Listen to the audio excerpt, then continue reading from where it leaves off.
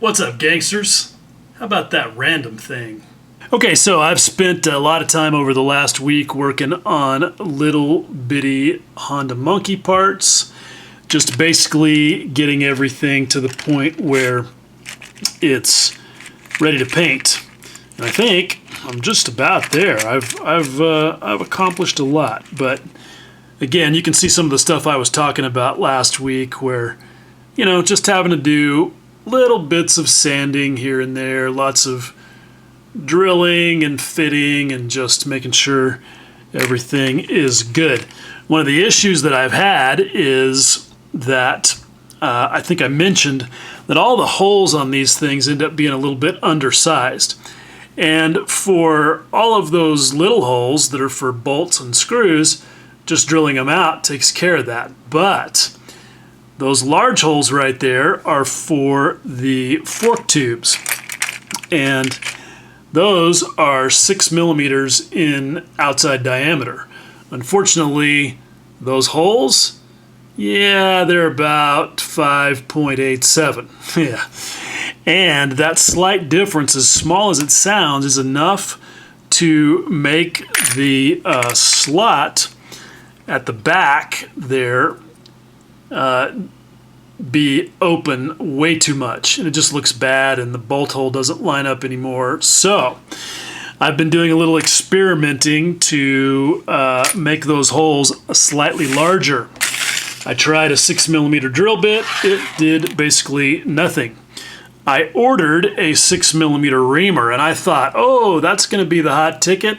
I'll just stick it in there on the end of a real slow turning power drill and break the shit out of it.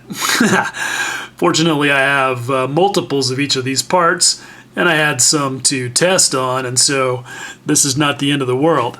I've ordered a 6 millimeter diamond grinding burr from Rio Grande Jewelry Tool Supply.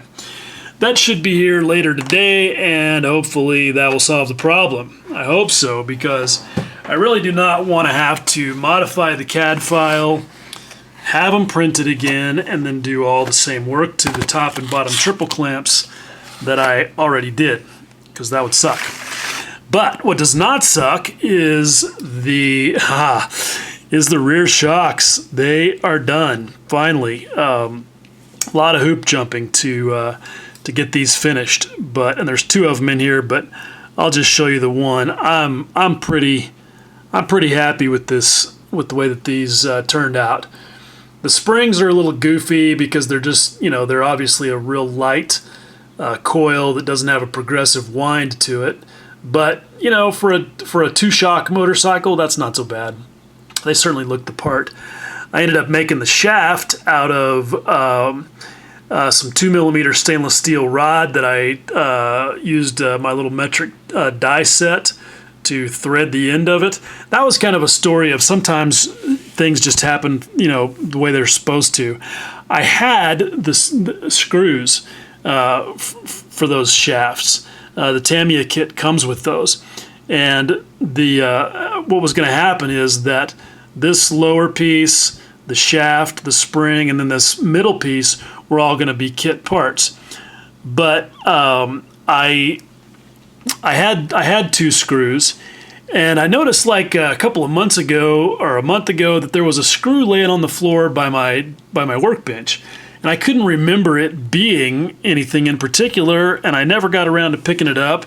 And then when I went to actually start working on these, I realized it was one of the screws that makes the shaft on these shocks that somehow had gotten on the floor and never gotten swept up, and I never bothered to pick it up.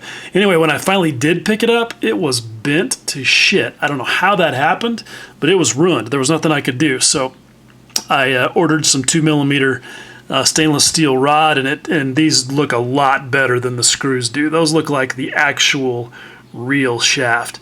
My 3D printed parts came out nice after some finishing work.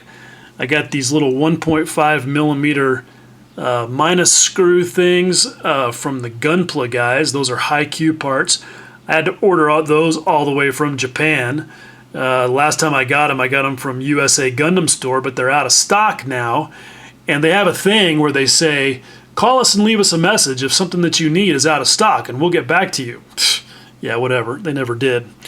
I'm also pretty stoked about the little Schrader valve thing on the end there. What happens is that gas shocks like this have a nitrogen bladder inside this aluminum canister that's pressurized.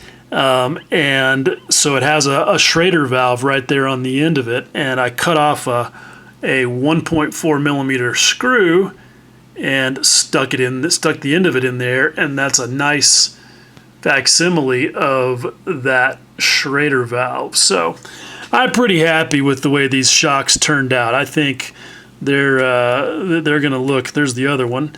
I think that when this thing all gets put together, that it's going to be cool. That the level of realism is going to be high, and that it's going to be neat.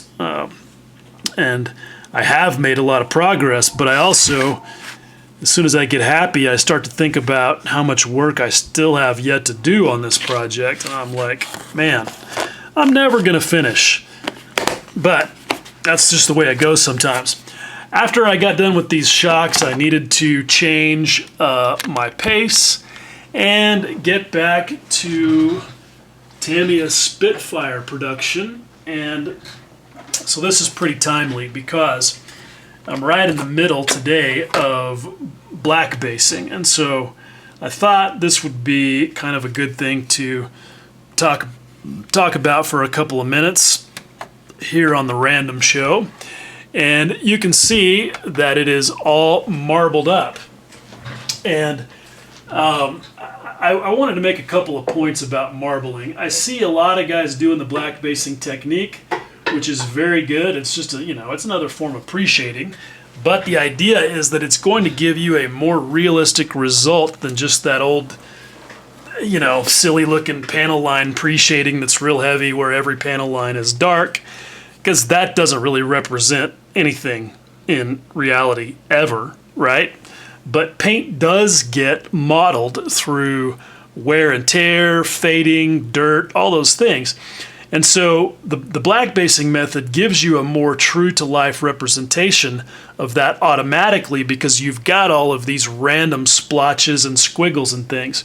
But what I see guys doing is they just take their airbrush and they just set to work and they just start marbling all over the place. And they do these real fine little marbles. And it's kind of funny because a lot of times you'll see guys avoiding the panel lines. And so what they'll end up with is this wonderfully marbled surface with dark panel lines.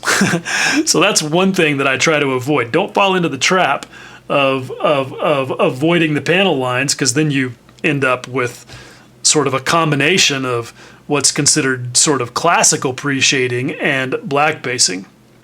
But the idea for me is I really want to avoid the entire thing being just a different kind of uniform. So if I take my airbrush and I make all these little squiggles and I make them awesome and small and random, but I do it the same over the entire surface, well, it's more realistic, but still kind of not there because it's all the same. And that sometimes happens, but not always.